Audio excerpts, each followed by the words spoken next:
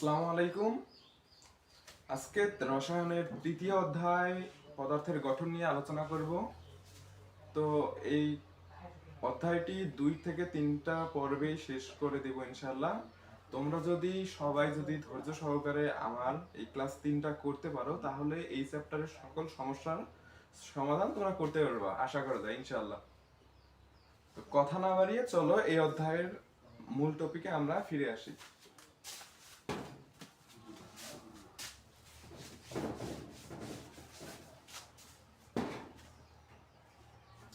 তো এই অধ্যায়ের শুরুতে আমরা শুরু কি দিয়ে করি? শুরুতে বইয়ের শুরুতে আছে, লেখা আছে যে মৌলিক পদার্থ। শুরু এটা চ্যাপ্টারের।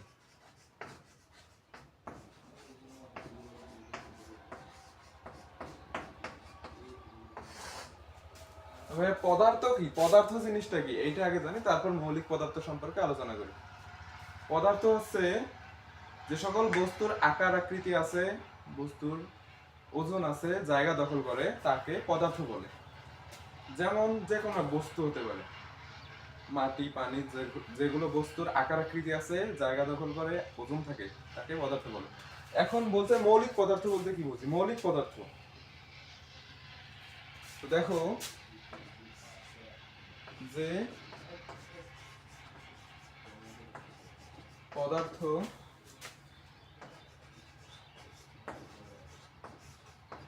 ভাঙলে অন্য পদার্থ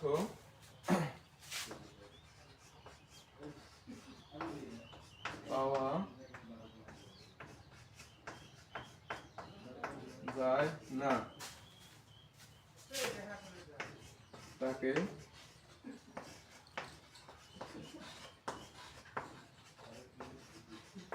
মৌলিক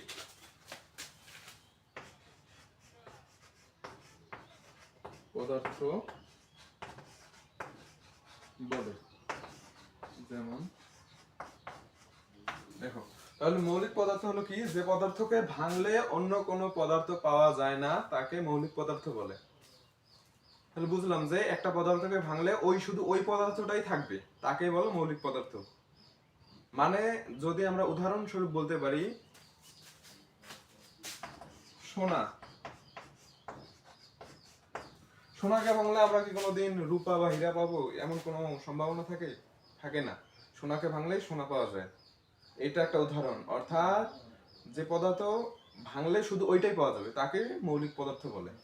সোনা হয়, তারপরে হয় রূপা, ইত্যাদি। সোনা, রূপা, হীরা, যে সকল পদার্থকে ভাঙলে ওই পদার্থ পাওয়া যায়, তাকে মৌলিক পদার্থ বলে।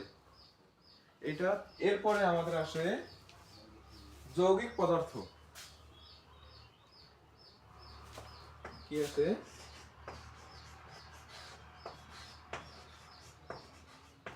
যৌগিক পদার্থ।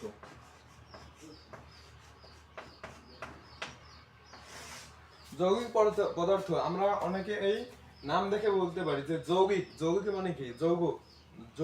যৌথর মতো বোঝায়। মৌলিক মানে অন্য কোনো পদার্থ পাওয়া যাবে না, আর যৌগিক মানে অন্য কোনো পদার্থ পাওয়া যাবে। সংজ্ঞা দুইটা একই, না লিখি তোমরা লিখে নিও যে যে পদার্থ ভাঙলে অন্য পদার্থ পাওয়া যাবে বা পাওয়া যায়, তাকে যৌগিক পদার্থ বলে। এইটা পার্থক্য। মৌলিক পদার্থে অন্য কোনো পদার্থ পাওয়া যায় না, যৌগিক পদার্থ পাওয়া যায়। এর উদাহরণ কি? পানি। দেখো, পানিকে কি লেখা যায়? H2। এটা তো লেখা যায় নাকি? অর্থাৎ একটা পানিতে দুইটা হাইড্রোজেন আর একটা অক্সিজেন থাকে। যদি পানিকে ভাঙা হয়, তাহলে হাইড্রোজেন এবং অক্সিজেন পাওয়া যাবে। তার মানে পানিকে ভাঙছি, পানি পাই নাই, অক্সিজেন এবং হাইড্রোজেন পাইছি, অন্য অন্য পদার্থ পাইছি, তাই হচ্ছে যৌগিক পদার্থ। আশা করি সবাইকে বোঝাইতে পারছি যে কোনটা মৌলিক পদার্থ, কোনটা যৌগিক পদার্থ। এরপরে আরো উদাহরণ যদি বলা যায়, কার্বন ডাই অক্সাইড, CO2। এইটাকে কার্বন ডাই অক্সাইডকে যদি ভাঙি, তাহলে কি হবে? কার্বন পাওয়া যাবে এবং অক্সিজেন পাওয়া যাবে। দুইটা আলাদা জিনিস। একই মানে কার্বন ডাই অক্সাইডকে ভাঙলে তো আমরা কার্বন ডাই অক্সাইড পাবো না, সব কি কার্বন আর অক্সিজেন, দুইটা আলাদা জিনিস পাইছি, তাই হচ্ছে কি যৌগিক পদার্থ। আশা করি সবাইকে বোঝাতে পারছি যে কোনটা মৌলিক পদার্থ আর কোনটা যৌগিক পদার্থ। এখন আমরা দেখব যে পরমাণু কি।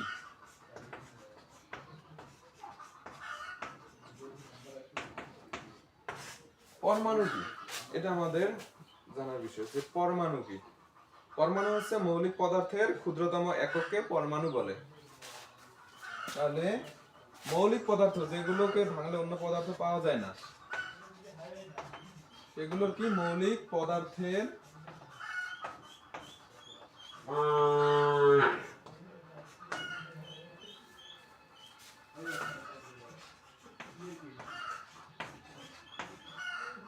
ক্ষুদ্রতম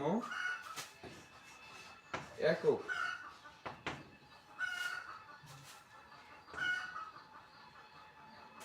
কে পরমাণু বলে।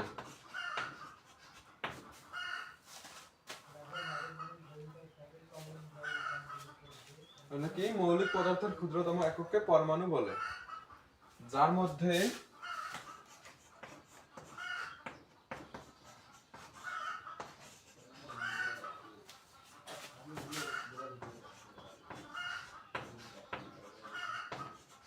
মৌলিক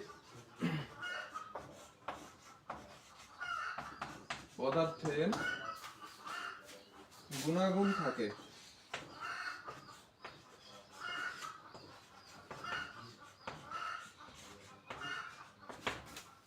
তাহলে মৌলিক পদার্থ হলো পরমাণু হলো মৌলিক পদার্থের ক্ষুদ্রতম একক, যার মধ্যে মৌলিক পদার্থের গুণাগুণ থাকে। এরপর দেখো যে অণু কি। অণু কি? যে মৌলিক পদার্থের ক্ষুদ্রতম একক গুলাই হচ্ছে পরমাণু। এখন অণু হবে পরমাণুর সমষ্টিকে অণু বলে। অণু বলতে কি বোঝায়? যে একাধিক পরমাণুর সমষ্টি।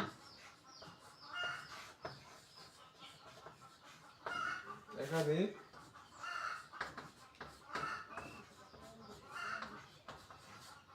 পরমাণুর সমষ্টি কে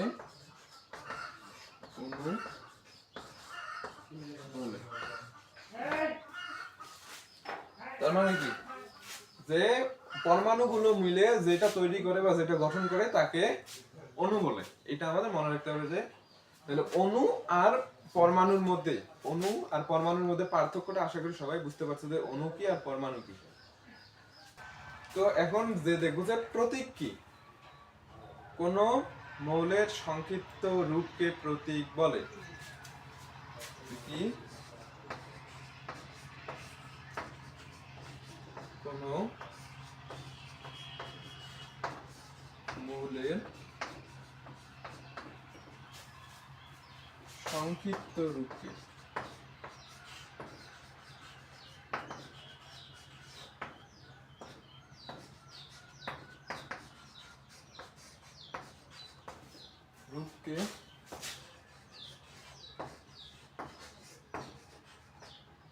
প্রতীক বলে। এখানে একটা কথা আছে, সংক্ষিপ্ত রূপ বলতে কি বোঝায়? এটা তো জানি যে সংক্ষিপ্ত রূপ, কিন্তু কিসের? এই সংক্ষিপ্ত রূপটা ইংরেজিরও হতে পারে, আবার ল্যাটিন ভাষায় যেটা সেটা হতে পারে। দুইটার সংক্ষিপ্ত রূপ, অর্থাৎ মৌলটার যে ইংরেজি নামটা থাকবে তার সংক্ষিপ্ত রূপ, অথবা এই মৌলটার যেটা ল্যাটিন নাম থাকবে তার সংক্ষিপ্ত রূপ। যেমন হাইড্রোজেন,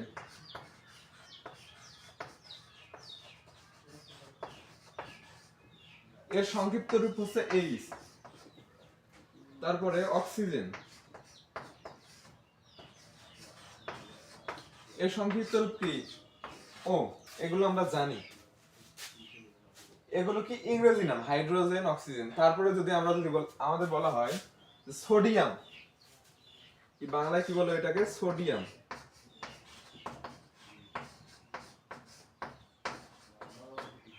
এইটার সোডিয়ামের ইংরেজি নাম হয় না, ওর ল্যাটিন নাম, যেটাকে বলে ন্যাট্রিয়াম।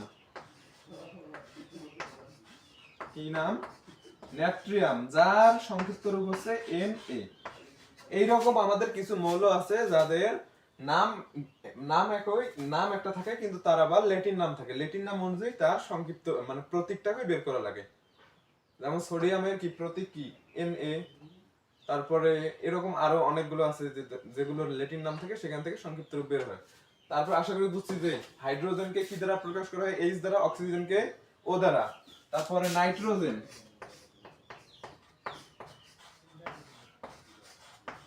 নাইট্রোজেনকে N দ্বারা প্রকাশ করা হয়। এগুলো প্রতীক। এগুলো কি? এই যে একটা H, এইটা একটা প্রতীক, O একটা প্রতীক, তারপরে N একটা প্রতীক, Na একটা প্রতীক। এই প্রতীকগুলো আমাদের মনে রাখতে হবে কোনটা প্রতীক আর ফুল ফর্ম কি। এখন সংকেতটাকে এটা আমাদের জানতে হবে। সংকেত, প্রতীক আমরা বুঝলাম যে প্রতীক কি, এখন সংকেতটা কি? সংকেত হলো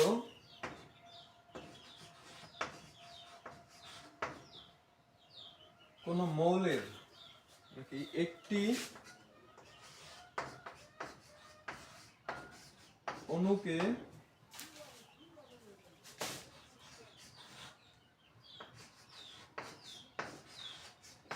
প্রকাশ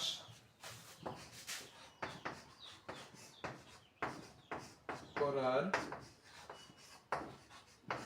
জন্য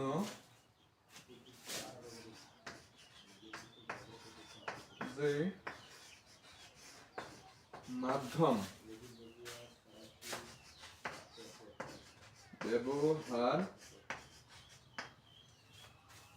মাধ্যম ব্যবহার করা হয় তাকে সংকেত বলে। তাহলে একটা অণুকে প্রকাশ করার জন্য যে মাধ্যম ব্যবহার করা হয় তাকে সংকেত বলে। যেমন দেখো, অক্সিজেনের প্রতীক হচ্ছে O। এখন যদি অক্সিজেনের সংকেত বের করতে হয় তখন হয় O2। এটা হয় অণু, একটা অণু, দুইটা অক্সিজেন মিলে একটা অণু হয়, আর একটা অণুকে বলে সংকেত। যেমন H2 একটা দ্বারা বোঝায় অক্সিজেনের প্রতীক, আর যে হাইড্রোজেন অণু বোঝায় তখন হয় H2।